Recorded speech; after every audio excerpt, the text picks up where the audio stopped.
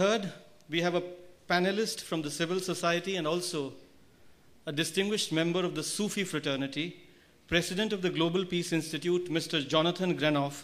We would be honored to have you contribute with us your understanding of how you see yoga as beneficial to the world. Mr. Jonathan Granoff, please.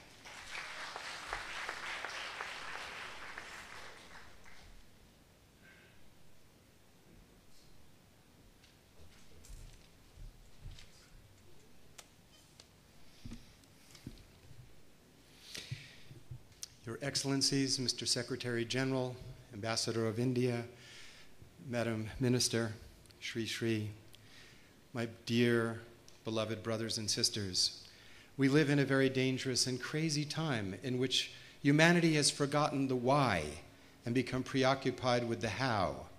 What we have is religion without love and transcendence, financial systems without goods and services, weapons that don't bring security, law without justice, medicine without healing, education without character. Yoga is part of the why.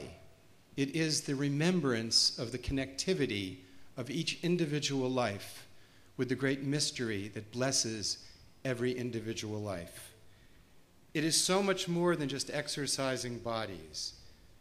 The arc of each individual precious life is as unique as each wave on the ocean, and every wave is connected to the entire ocean. We live in the light of life, and that light lives in each of us. And yoga is knowing of this connectivity of every precious life. And the heart that knows this for themselves wants well-being for all others as a natural state, as our natural state of being true human beings. It is called Shanti, Shalom, Salam, peace, and that is the essence of yoga. If we can but separate from ourselves that which separates us from one another, we will realize that peace. What separates us? Pride, arrogance, falsehood, jealousy, envy, anger. And what brings us together? Love, compassion, patience, tolerance, humility, gratitude. The same qualities that bring us together as a human community bring us together with the nature of our inner self, which is loving kindness. The manifestation of this truth in ethics is called the Golden Rule, and it is indeed universal because that state of yoga, union, and peace is universal. Listen, Buddhism, hurt not others in ways that you would find hurtful. Christianity, all things whatsoever you would that men should do to you, do you so even to them. Confucianism, do not unto others what you would not have them do unto you. Hinduism, this is the sum of duty. Do not unto others that which would cause you pain if done to you. Islam, no one of you is a believer until he wants for others what he wants for himself. Judaism, what is hateful to you, do not do to your fellow man.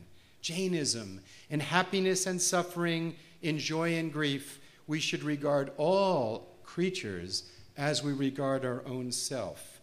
Not only is this ethical spiritual truth necessary for our personal lives, but when nations treat other nations as they want to be treated, peace follows. Let there be a United Nations yoga. Let nations treat other nations as they want to be treated. The nations of the world are composed of individuals.